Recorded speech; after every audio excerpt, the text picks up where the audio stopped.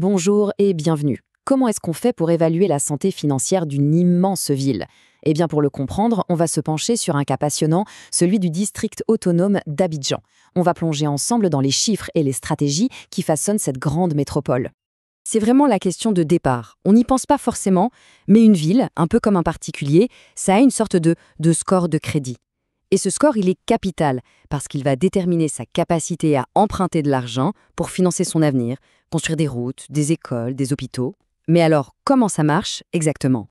Alors voilà notre feuille de route pour y voir plus clair. D'abord, on va définir ce que c'est ce fameux bulletin financier. Ensuite, on s'intéressera à l'agence qui a fait l'évaluation, Bloomfield, et à la note qu'elle a donnée à Abidjan, un BBB. On décortiquera ce qui se cache derrière, et surtout, on verra l'impact très concret de cette note sur la réalité. Bon, rentrons dans le vif du sujet. Ce fameux score en langage financier, ça s'appelle une notation de crédit. Il faut voir ça comme le bulletin de notes de la ville, un bulletin qui est surtout lu par les investisseurs potentiels. Pour le dire simplement, une notation de crédit, c'est un indicateur de confiance. Est-ce que cette ville ou cette entreprise est un emprunteur fiable, oui ou non? L'idée, c'est de rendre les marchés plus transparents et de pouvoir comparer les emprunteurs entre eux. Et bien sûr, ça joue un rôle essentiel pour fixer le coût d'un prêt. Maintenant, une question se pose. Qui donne ces notes? Dans le cas d'Abidjan, ce n'est pas n'importe qui. C'est une agence qui a un profil bien particulier. Et c'est crucial de savoir qui fait l'évaluation. Parce que le contexte, ça change tout. Et voici cette agence Bloomfield Investments Corporation. Ce qui est intéressant, c'est que ce n'est pas une agence de New York ou de Londres. Non, elle est basée à Abidjan même. Son rôle est fondamental. Elle apporte des outils d'analyse financière standards à une région qui, historiquement, en manquait. Ça permet de rendre les emprunts plus accessibles et l'information beaucoup plus claire pour tout le monde. Et cette citation, elle résume parfaitement leur philosophie. D'un côté, la rigueur des méthodes financières internationales, et de l'autre, une connaissance très fine du terrain, du contexte local. C'est vraiment cette double compétence qui fait toute la valeur de leur analyse. Allez, on y vient. Quelle note le district d'Abidjan a-t-il obtenue en 2019? C'est un BBB.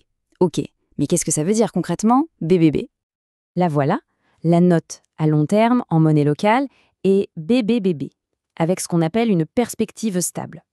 Bon, avant de l'interpréter, il faut la situer sur l'échelle de l'agence pour bien comprendre de quoi on parle. Alors, ce BBB, où est-ce qu'il se place? Juste ici, dans la catégorie risque modéré. Et ça, c'est un point super important. Même si le risque n'est pas faible, la note reste dans la catégorie investition. Pour un investisseur, c'est un signal clair. Les garanties de remboursement sont jugées solides. Mais attention, il y a une nuance, et elle est de taille. L'échelle de Bloomfield est une échelle locale. Elle est calibrée pour la région. Un BBB sur cette échelle, ça correspondrait plutôt à un B ou B+, sur une échelle internationale, comme celle de S&P ou Moody's. C'est une sorte de traduction indispensable pour que les investisseurs internationaux puissent comparer et comprendre le vrai niveau de risque. Parce qu'une note, ce n'est jamais juste 3 lettres sur un papier. C'est le résumé d'une analyse très poussée, d'une histoire financière avec ses points forts et bien sûr, ses défis. Alors qu'est-ce qui se cache derrière le BBB d'Abidjan? Ces quelques chiffres racontent déjà beaucoup de choses. Regardez bien, les recettes, elles, sont quasi stables. Par contre, les dépenses d'investissement, elles ont littéralement explosé. On est passé de 1,6 milliard à plus de 7,2 milliards de francs CFA en un an. Et logiquement, le résultat de gestion, en gros ce qui reste à la fin, s'est effondré. Et visuellement, ça donne ça. La chute est spectaculaire, hein. On parle d'une baisse de presque 75% en une seule année. C'est clairement cette dynamique qui pèse dans la balance et qui a alerté les analystes. On voit bien ici le jeu d'équilibre. D'un côté, il y a des forces indéniables. Une économie nationale qui tire la ville vers le haut, une bonne gouvernance et une vraie ambition d'investir dans de grands projets. Mais de l'autre, il y a des fragilités. Cette explosion des dépenses met les finances sous tension, surtout que les recettes, elles, ne suivent pas le même rythme. Et en plus, il y a toujours le contexte socio-politique du pays qui reste un facteur de risque. La note BBB, c'est la synthèse de toute cette tension. Ok, mais à la fin, à quoi ça sert tout ça dans la vie de tous les jours? Parce que ce n'est pas juste un exercice théorique pour financier, non.